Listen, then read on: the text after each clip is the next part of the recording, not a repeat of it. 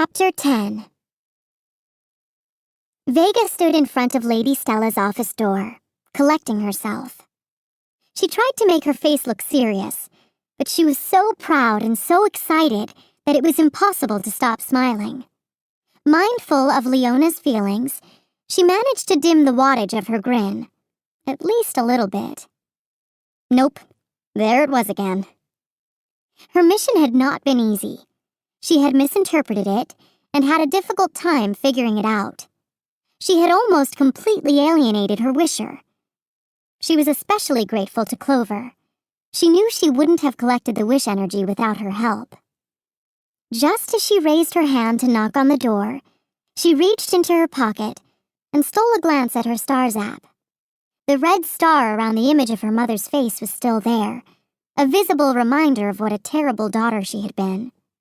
She resolved to call her mother on the way back to the dorm that evening. She'd make a plan for a visit home for certain. Vega placed the stars app back in her pocket, adjusted her collar, and knocked on the door. It slid open. The moment she stepped into the room, everyone jumped to their feet and started cheering. She stood there, grinning and feeling proud, slightly embarrassed, and totally wonderful. She'd had no idea that a standing ovation could feel quite so good. Even Leona was cheering. When the excitement died down, Lady Stella called Vega forward and handed her the orb. It felt warm and substantial in her hand, and she liked the weight of it. It started to glow so brightly Vega wished she had on her safety star glasses. Then, before her eyes, it began to transform into a flower. First, a stem sprouted. Then the orb itself was surrounded with petals, deep blue giving way to icy blue.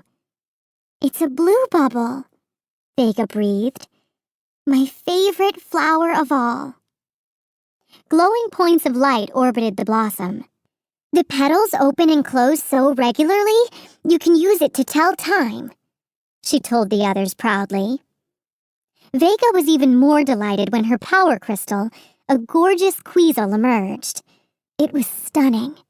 Sparkling crystalline blue nuggets were held together by their own internal magnetic force. Vega held it up and took a closer look. Is it Eleanor's equation?" she asked Lady Stella in disbelief. The headmistress nodded in affirmation. "Yes," she said. She turned to the others. "The nuggets may seem to be arranged chaotically," she explained, "but they actually represent a precise mathematical equation." Lady Stella took the flower, which was beginning to transform into a silver blossom, and placed it on her desk. Clover shook her head. "I was only there to help," she said. But Vega could tell that she was pleased. To her chagrin, Vega noticed that Leona looked away, and Ophelia gave her a quick, supportive hug. This couldn't be easy on her. Just then, Vega remembered something. She had made a quick stop at the diner just before she left for home. "Tessa, don't think I wasn't listening," she said. "I brought you back something chocolate. A hot fudge sundae." Tessa clapped her hands. "Startastic!" she said. Vega reached into her backpack, pulled out the paper bag, and handed it to Tessa. Everyone oohed as it made a rustling sound. Licking her lips in anticipation, Tessa reached in and pulled out the container and a pink plastic spoon. Libby grabbed for it, admiring the color. Tessa lifted the lid. "Ta-da!" she said. Everyone stared at the sloppy brown mess inside. "You brought me soup?" Tessa asked. "Now you know," Lady Stella said with a tinkling laugh. "Wishling food often requires refrigeration."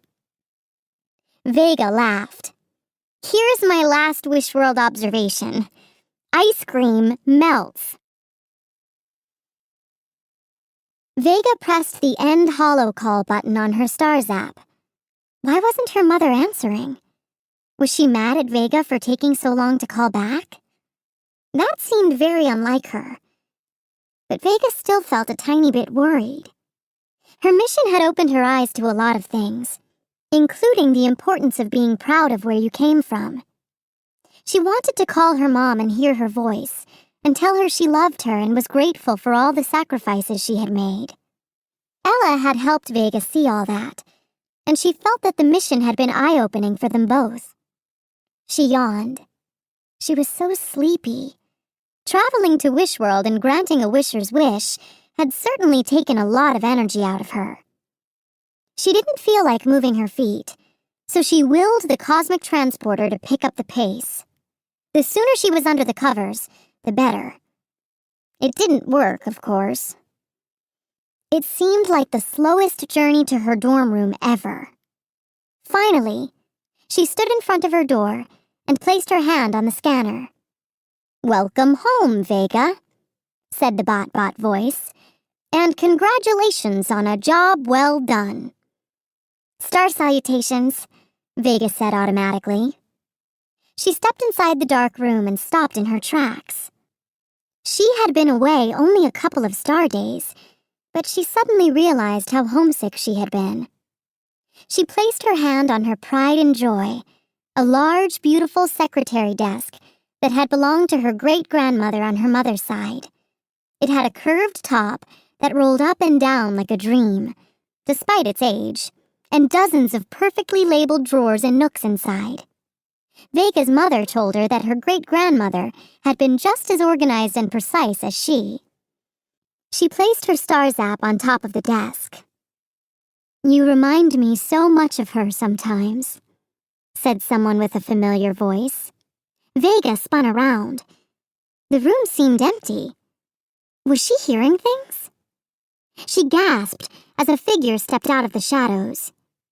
Vega recognized who it was immediately and raced across the room, then fell into outstretched arms.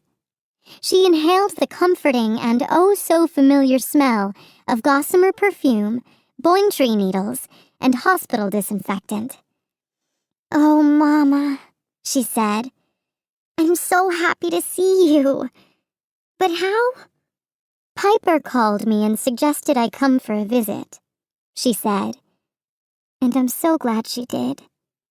I've missed you so much, Starshine." Tears filled Vega's eyes as she heard her childhood nickname. She concentrated her wish manipulation energy, and the light switched on.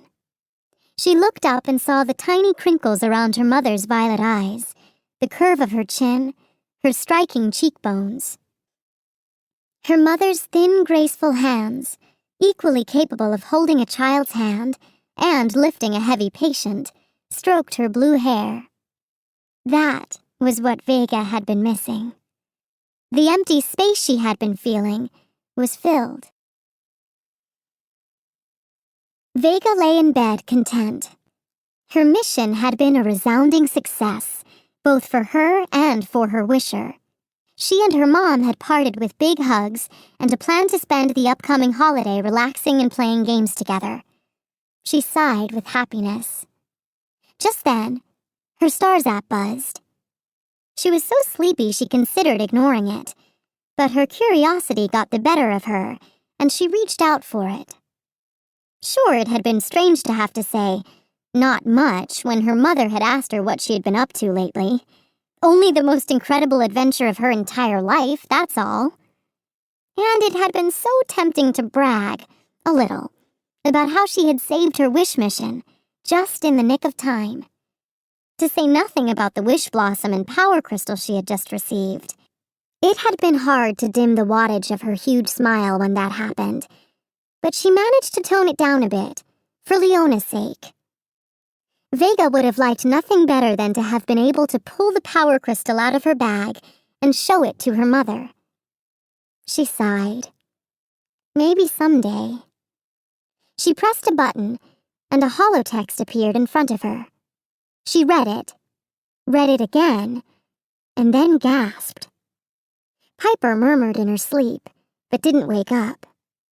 Vega read the holotext again, to make sure she wasn't mistaken. But there it was, clear as day. Meet me in the hedge maze tomorrow. We need to talk. Scarlet.